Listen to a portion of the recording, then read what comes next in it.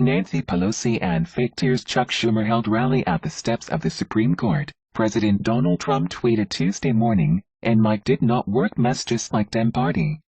The jibe was follow-up to remarks the president made to reporters earlier in the day after White House meeting with small business owners noticed Chuck Schumer yesterday with fake tears. Trump told the press pool, "I'm going to ask him who is his acting coach."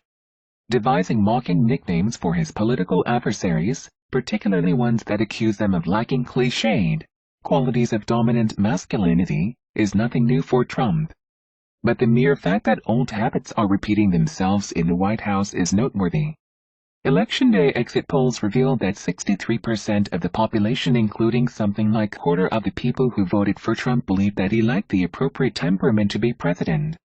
Indeed, to help consolidate the support of Republicans who didn't necessarily admire his antics, one of Trump's key campaign pledges was to behave more professionally in office. "We'll be so presidential," he promised during an April Today Show appearance, "you will be so bored. You'll say, can he have little more energy?" The jibe at Schumer, the senior legislative leader of the Democratic Party, is yet another reminder that there is no new Trump, there is no pivot, and there never will be. But the particular manner in and grounds on which Trump has chosen to mock Schumer are especially revealing. Trump is so profoundly lacking in empathy that he can't even begin to comprehend the possibility that another person might experience it. As president, he makes life-and-death decisions on a daily basis, and he's doing so without any awareness of the internal lives of others. Donald Trump has made many people cry. The immigration restrictions the Trump administration rolled out on Friday were cruel in both their design and their effect, deliberate impositions of suffering on some of the weakest, most vulnerable people in global society. They were also implemented with stunning speed, leaving hundreds of people already in transit stuck in limbo. One woman and her 2 children were detained at Dulles Airport with no food for 20 hours. But beyond those directly impacted, Trump's order affects many millions of Americans because it wounds our sense of who we are as a nation. Schumer is one such American. His great-grandmother died in the Holocaust, as did 7 of her 9 children. Virtually every Jewish person in America has stories of family members who fled persecution abroad to find new and better life in the United States, and of other family members who didn't make it out and died as a result. For most American Jews, especially those of us who, like Schumer and I, grew up in New York under the shadow of the Statue of Liberty, the sense of the United States as place of refuge from the blood and soil nationalism of Europe is integral to our sense of American greatness. Listen to the latest episode of the Wheats podcast. The Dante call it a Muslim ban. Trump is killing an important piece of American identity. America is a vast and diverse country, and there are as many visions of America as there are kinds of Americans. This particular vision of America doesn't speak directly to the family experience of everyone, especially including the descendants of those brought here as slaves. But many American ethnic communities, from Jewish and Cuban to Hmong and Ethiopian, are largely descended from people who came to this country fleeing political persecution, and to us it's a fundamental American story. It goes back to the Pilgrims who first came to these shores seeking shelter from religious persecution. In 1788, George Washington wrote to the Dutch revolutionary leader Francis Adrian van der Kemp that he had always hoped that this land might become safe and agreeable asylum to the virtuous and persecuted part of mankind, to whatever nation they might belong. Over the centuries, great many persecuted people never found safe and agreeable asylum. But great many did find it here.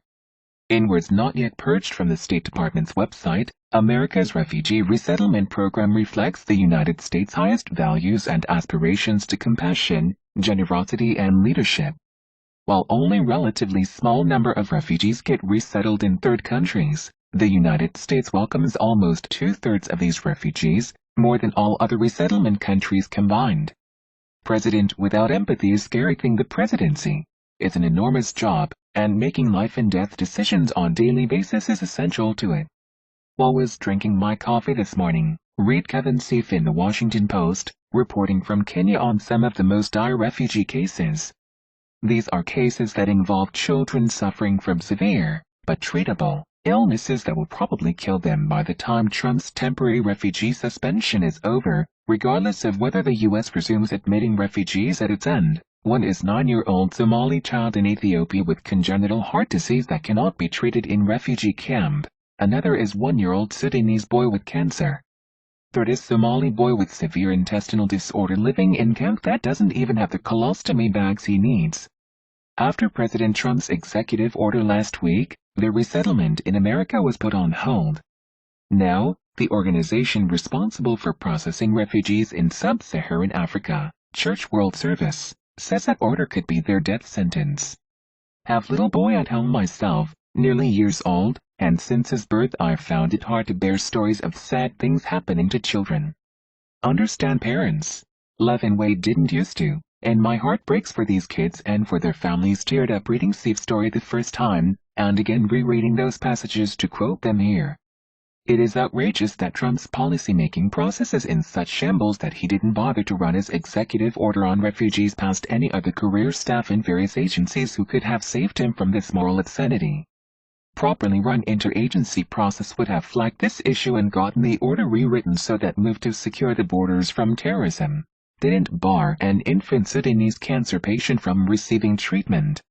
Though Trump is unusually bad in this regard, all presidents make certain number of rookie mistakes. There is learning curve, and we all hope they will improve. More alarming idea is that if Trump hears that people who read Steve's story cried, he might decide they are lying.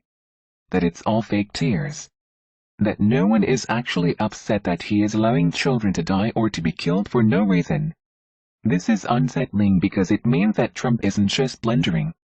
It means that if someone does tell him about the 9-year-old with congenital heart disease or the Church World Service staffer trying to save his life, Trump assumes no one actually cares because he himself does not care. That's a problem that cannot get better with time or practice because this man will, every day for thousands of days to come, make decisions with human lives hanging in the balance.